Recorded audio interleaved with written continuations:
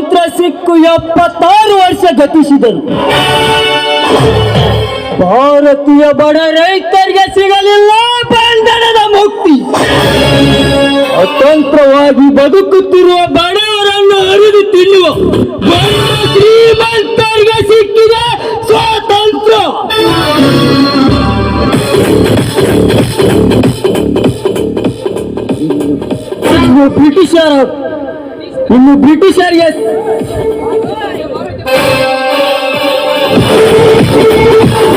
ಇನ್ನು ಬ್ರಿಟಿಷರಿಗೆ ಭಾರತೀಯ ಪ್ರಜೆಗಳಂತೆ ಕಾಲಕ್ಕೆ ತಕ್ಕಂತೆ ತಿಳಿಸುವ ದುಷ್ಟ ರಾಜಕಾರಣಿಗಳಿಗೆ ದೊರಕಿದೆ ಸ್ವಾತಂತ್ರ್ಯ. ಕಷ್ಟಪಟ್ಟ ದುಡಿಯುವ ರೈತನ ಕೂಗು ಕೇಳುವರಿಲ್ಲ ಈ ಭಾರತ ಭೂಮಿಯಲ್ಲಿ. ಕೃಷಿ ಮಾಡುವವರು ಕಣ್ಣೀರಿನಲ್ಲಿ ಕೈ ತೊಳೆಯುತ್ತಿದ್ದಾರೆ. ವ್ಯಾಪಾರ ಮಾಡುವವರು ಹಾಗಾಗಿ ಬದುಕುತ್ತಿದ್ದಾರೆ. ಎಂತ ವಿಚಿತ್ರ! ರೈತನ ಬೆವರಿನ ಬೆಲೆ ಇಲ್ಲದಂತಾಗಿದೆ ಈ ಜಗದಲ್ಲಿ. ಲೆಕ್ಕಿಸದೆ ತಮ್ಮ ಸೀಟು ಓದಿಗೆ ಹೋಗಿ ನಾಯಿಯಂತೆ ಕಿರುಚಾಡುತ್ತಿರುವ ರಾಜಕೀಯ ಪುಡಾರಿಗಳ ಸಂದೇಶ ಹಗಲು ರಾತ್ರಿ ಟಿವಿಯಲ್ಲಿ ಬರುತ್ತಿರುವುದನ್ನು ನೋಡಿದೆ. ಇಂಥವರಿಗೆ ಒಟ್ಟುಗೂಡಿಸಿ ಸುಟ್ಟ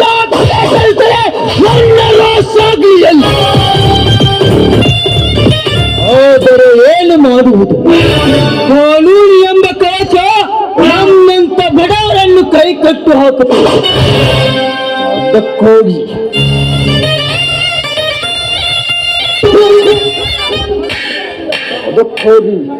ಕಳ್ಳತನದಿಂದ ಗಳಿಸಿರುವ ಶ್ರೀಮಂತರ ಸರ್ವ ಸಂಪತ್ತನ್ನು ಲೂಟಿ ಮೋಸದಿಂದ ವಂಚಿಸಿ ಸರ್ವನಾಶ ಮಾಡಲೆಕ್ಕನ್ನು ಸಿಡಿದದ್ದು ಬಂದಿರುವ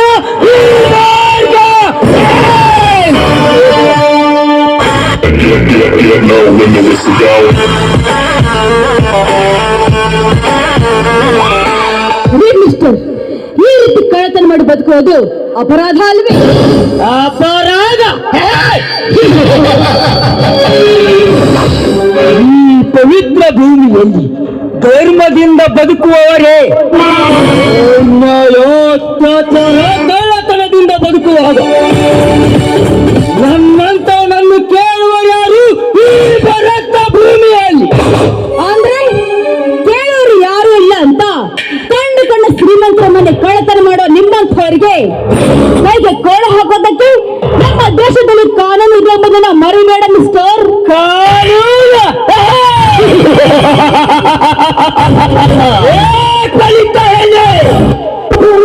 ವಿದ್ಯಾವಂತರಾಗಿ ಬುದ್ಧಿ ಹೇಳಬೇಕಾದ ಪೊಲೀಸ್ ಅಧಿಕಾರಿಗಳೇ ಕಳ್ಳತನ ಮಾಡಿ ಬರುವ ಕಳ್ಳರೊಂದಿಗೆ ಶಾಮೀಲಾಗಿ ಹಣದಲ್ಲಿ ಹಂಚಿಕೊಂಡು ಎಫ್ಐಆರ್ ಸೃಷ್ಟಿಸಿ ಕಳ್ಳನನ್ನು ಮರುದಿನ ಮನೆಯ ಕಸ ಭ್ರಷ್ಟಾಧಿಕಾರಿಗಳಷ್ಟಿಲ್ಲ ಕಾನೂನಿನಲ್ಲಿ. ಕಾಮನ ಕಣ್ಣಿಗೆ ಕಾಣೋದೆಲ್ಲ ಹಳದಿ ಅನ್ನುವ ಹಾಗೆ ಯಾರು ಒಬ್ಬರು ಮಾಡಿದ ತಪ್ಪಿಗೆ ಎಲ್ಲರನ್ನು ದ್ವೇಷಿಸುವುದು ಸರಿಯಲ್ಲ. ಸರಿ ಸರಿ ತಪ್ಪುಗಳನ್ನು ನನಗೆ ಕಲಿಸಲು ಬಂದಿರುವೆಯಾರದ ಹೆಣ್ಣೆ.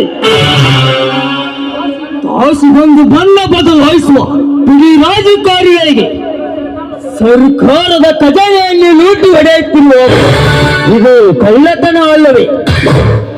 ಇನ್ನು ಭ್ರಷ್ಟಾಧಿಕಾರಿಗಳು ಬಡವರ ರಕ್ತ ಹೀರಿ ಮಂಚನಕ್ಕಾಗಿ ಲಂಚವನ್ನು ತಿನ್ನುತ್ತಿರುವಾಗ ಇದು ಕಾನೂನಿನ ಕಣ್ಣಿಗೆ ಕಳ್ಳತನವಲ್ಲವೇ?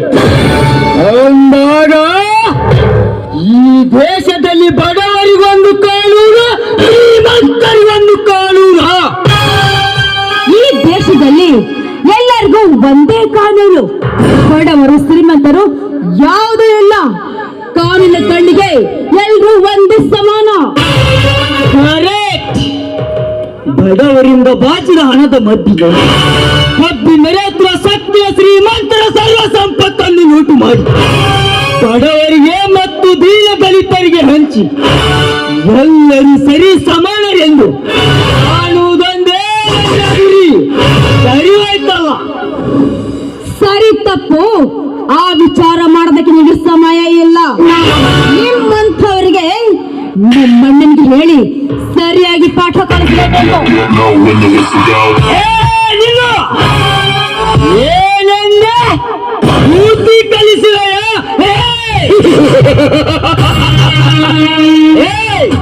ನನಗೆ ಬುದ್ಧಿ ಕಲಿಸಲು ನಿಮ್ಮಣ್ಣನೇನು ಮಹಾಭಾರತದ ಧರ್ಮರಾಯ ಇಲ್ಲ ಕಲಿಯುಗದ ಕಾಮಧೇನುಲ. ಇವರೆಲ್ಲರೂ ಅಲ್ಲ, ನಮ್ಮ ಭಾರತ ಹೆಮ್ಮೆಯ ಭಾರತ ದೇಶದ ಕಾನೂನನ್ನು ಕಾಪಾಡುವ ಇನ್ಸ್ಪೆಕ್ಟರ್ ಜಗದೀಶ್. ಓಹೋ, ಅಂದರೆ ನೀನು ಪೊಲೀಸ್ ಅಧಿಕಾರಿಯ ತಾಯಿಯ ಭಾರ್ಗವನಿಗೆ ಹಸಿದ ಅವನಿಗೆ ಆರ ಸಿಕ್ಕಂತೋಯ್ತು. ಇನ್ನೇಕೆ ತಡ, ನನ್ನ ಕೆಲಸವನ್ನು ನಾನು ಮಾಡಲೇಬೇಕು.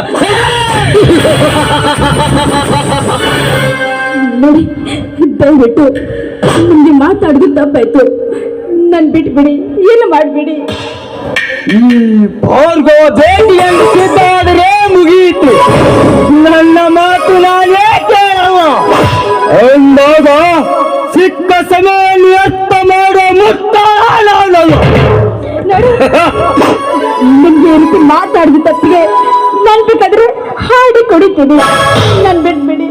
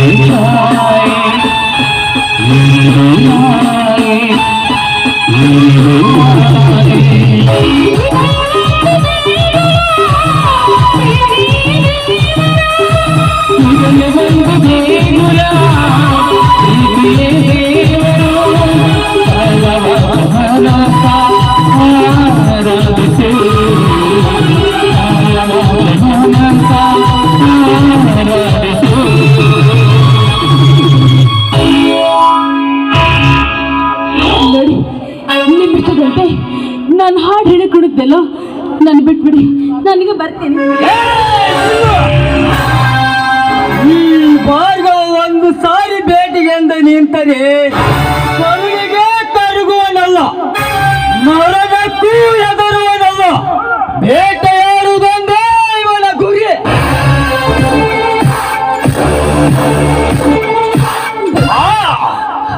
ನನ್ ಬಿಟ್ಬಿಡಿ, ನನ್ನ ಶೀಲಕ್ಕಿನ ಅಪಾಯ ಮಾಡಬೇಡಿ, ನನ್ನ ಮಾತಾಡ್ತಾ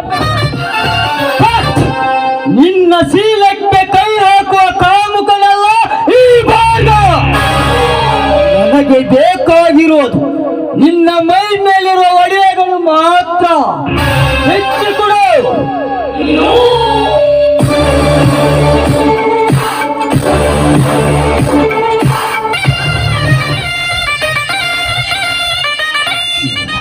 ಬಯಸಿದ್ದು ನನಗೆ ಸಿಕ್ಕಿತು.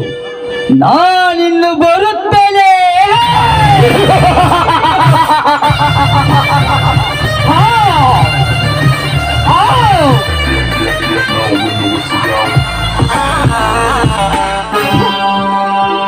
ನಾನಂಥ ಬುದ್ಧಿಗಿರಿ